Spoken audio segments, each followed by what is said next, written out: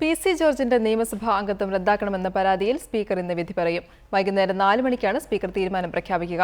PC. ജോർജിനെ അയോഗ്യനാക്കണമെന്ന് ആവശ്യപ്പെട്ട് കേരള കോൺഗ്രസ് നേതാവ് തോമസ് ഉണ്ണിയാടൻ MLA ആണ് പരാതി നൽകിയത്. കഴിഞ്ഞ ദിവസം പി.സി. ജോർജ് MLA സ്ഥാനം രാജിവെച്ചിരുന്നു. അയോഗ്യനാക്കപ്പെട്ടാലും അടുത്ത തെരഞ്ഞെടുപ്പിൽ മത്സരിക്കുന്നതിന് തടസ്സമുണ്ടാകില്ല. 4 ദിവസത്തെ CPIM കേന്ദ്ര കമ്മിറ്റി യോഗം ഇന്ന് ദില്ലിയിൽ ആരംഭിക്കും. സംഘടനാ പ്ലീനത്തിൽ അവതരിപ്പിക്കാനുള്ള രേഖകൾക്ക് അന്തിമരൂപം നൽകാനാണ് യോഗം. കേരളത്തിൽ UDF സർക്കാരിന്റെ പ്രതിസന്ധി ഉൾപ്പെടെയുള്ള രാഷ്ട്രീയ വിഷയങ്ങളും യോഗത്തിൽ ചർച്ചയാകും.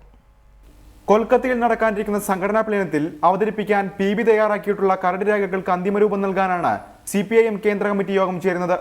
കേന്ദ്ര കമ്മിറ്റി അംഗീകരിക്കുന്ന രേഖകൾ സംസ്ഥാന ഘടകങ്ങൾക്ക് ചർച്ചയ്ക്കായി നൽകും. ഇതിനു പുറമെ 4 ദിവസത്തെ കേന്ദ്ര കമ്മിറ്റി യോഗത്തിൽ രാഷ്ട്രീയ വിഷയങ്ങളും ചർച്ച ചെയ്യുന്നുണ്ട്. കേരളത്തിൽ ഇപ്പോൾ നിലനിൽക്കുന്ന രാഷ്ട്രീയ സാഹചര്യം യോഗത്തിൽ ചർച്ചയ്ക്ക് വരും. ഇപ്പോഴത്തെ സാഹചര്യത്തിൽ കേരളത്തിൽ ഇടതുമുന്നണി വികസിപ്പിക്കാൻ അനുകൂലമായ സാഹചര്യമുണ്ടെന്നാണ് CPIMന്റെ വിലയിരുത്തൽ. RSP UDF വിട്ടുവന്നാൽ സ്വീകരിക്കുമെന്ന് PB അംഗം S. രാമേന്ദ്രപിള്ളയും സംസ്ഥാന സെക്രട്ടറി കോടിയേരി ബാലകൃഷ്ണനും കഴിഞ്ഞ ദിവസം പറഞ്ഞിരുന്നു. ഇത്തരം കാര്യങ്ങളെല്ലാം അന്തിമമായി സംസ്ഥാന സമിതിയുടെ തീരുമാനത്തിൽ വിടാനാണ് സാധ്യത.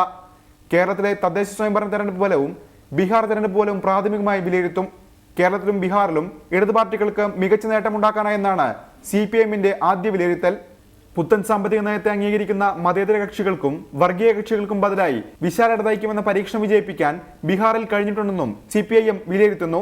ഈ സാഹചര്യത്തിൽ മറ്റു സംസ്ഥാനങ്ങളിലും സമാനമായ രീതിയിൽ മുന്നോട്ട് പോകണമെന്ന നേതൃത്വത്തിന്റെ താൽപര്യത്തിന് കേന്ദ്ര കമ്മിറ്റി പിന്തുണ നൽകുമെന്നും സൂചനയുണ്ട്.